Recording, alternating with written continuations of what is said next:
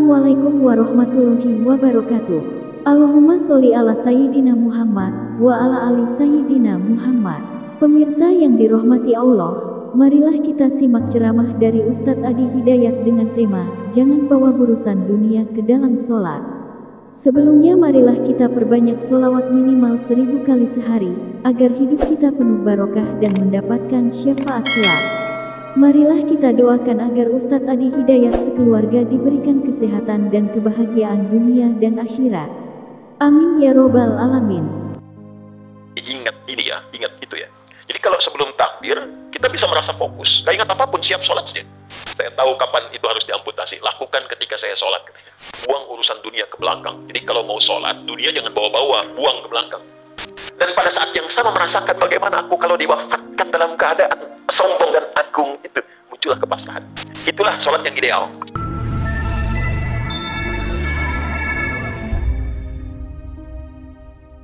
Ya Allah nitipkan kepada Anda, ada anak-anak, ada pasangan hidup, ada harta benda. Itu akan ditanya ketika kembali. Nah, karena itu, rasakan ketika menerima titipan itu bagaimana kalau saya pulang. Bagaimana kalau saya wafat. Mengembalikan dan ditanya, mempertanggungjawabkan setiap titipan itu. Nah ini, spirit ini, usahakan ditampilkan ketika akan sholat. Kata Al-Quran, kalau hendak engkau sholat, rasakan mungkin sholat itu menjadi sholat terakhir dalam kehidupan kita. Dan boleh jadi saat sujud itu kita berpulang. Ini yang diisyaratkan oleh Nabi SAW setiap akan beliau sholat, setidaknya menghadap kepada jamaah itu, selain mengatakan istawu, kan? Ya, beliau juga mengatakan apa? Sallu salatal muwadda'. Salatlah, persiapkan diri kita saat ini seakan-akan di salat perpisahan kita dalam hidup. Nah, kalau kita merasakan akan berpulang, kekhusyuan akan hadir. Jadi pengantar pertama, hanya kekhusyuan ini akan bertahan di pembuka salat. Awal-awal. Tengah-tengah bisa kabur lagi. Betul. Ya memang betul begitu. Karena Nabi pun mengatakan demikian. Ya. Atau kama qala Rasulullah sallallahu alaihi wasallam au bima ma'na. Ya, idza kabbara, jika seseorang telah bertakbir, mulai takbir itu, ya mulai bertakbir itu, fayaqulu syaitanu, maka setan akan mulai berkata, uzkur kada, ingat ini ya, ingat itu ya. Jadi kalau sebelum takbir, kita bisa merasa fokus, gak ingat apapun, siap sholat saja. Qad qamatis shalah, iqamah kan? Qadnya li taqrib, untuk mendekatkan. Ayo sudah mulai akan sholat, siap, siapkan hati, khusyukkan, mungkin akan wafat. Kita siap tuh, tapi kalau sudah mulai bertakbir, setannya mulai datang, ingat ini, ingat itu. Allahu Akbar, ingat mobil, jemuran, status belum diupdate, macam-macam muncul semua. Ya, hatta la yash'ural musalli kam raka'atan yusalli, sampai ada orang sholat tidak sadar berapa rakaat sedang menunaikan sholatnya. Itu kata Nabi. Kalau Nabi bersabda demikian, pasti terjadi. Sholat subuh tadi berapa rakaat? 2. Ada yang 3. Ibu tadi sholat subuh? Kesiangan berarti. Ya. Tadi dia subuh. Ya.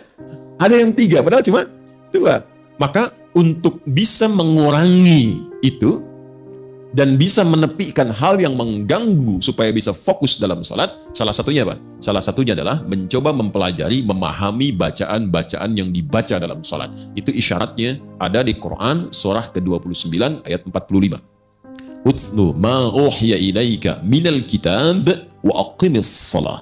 Sebelum Anda menunaikan sholat, kata Al-Quran, sebaiknya baca dulu, pahami dulu, lalu amalkan, praktekkan apa yang telah dipahami itu. Itulah sholat yang ideal. Tidak paham itu tidak berdosa. Gugur kewajiban. Jadi kalau kita, bukan kita. Kalau ada orang yang sholat, tidak mengerti, tidak paham apa yang dia baca, tapi dia benar secara fikih, dari takbir sampai dengan salam, itu menggugurkan kewajiban. Tidak dosa. Kewajiban gugur, pahala ada. Hanya kekhusyuan belum tentu diraih sempurna, dan manfaat sholat dalam kehidupan belum tentu bisa didapat. Ya, apa di antara manfaat itu? Teruskan ayatnya. Innas sholata tanha 'anil fahsya wal munkar. Salat yang benar, yang paham bacaan ini, yang mengerti tentang gerakan-gerakan kenapa mesti begitu, sehingga saking pahamnya ruku itu terasa nikmat, sujud tuh enak gitu ya. Sampai banyak kisah dulu kita dapati, ada orang sedang sholat, anak panah lewat pun diam saja. Ya kan? Ada kan yang demikian itu ya? Terus ada kisah yang sangat viral di antara seorang sahabat itu yang terkena duri di kakinya. Ketika akan dicabut tuh sebelum sholat tuh sakit, saking sakitnya tuh sulit untuk dicabut. Ada seorang mengatakan kawannya, tenang, saya tahu kapan waktunya itu dicabut. Ketika dia sedang sholat, baru kemudian dikeluarkan itu, durinya itu, dan tenang saja, tidak ada perubahan ekspresi bahkan di wajahnya. Ya. Kalau mau lebih dahsyat lagi, Ya, ada lagi, ini kisah nyata. Saya tidak menyampaikan sesuatu yang cerita yang aneh-aneh gitu ya. Ada kisah setelah itu, ada orang yang memang harus diamputasi bagian tubuhnya. Ya, dan dulu kan belum ada obat bius seperti sekarang. Ya. Sampai kemudian sulit, berat, aku khawatir membuat dia kesakitan atau bahkan lebih daripada itu, bukan hanya pingsan, bisa lebih membahayakan.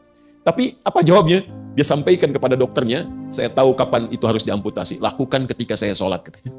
Tidak ada perubahan sedikit pun di wajahnya. Baru setelah salam, pingsan.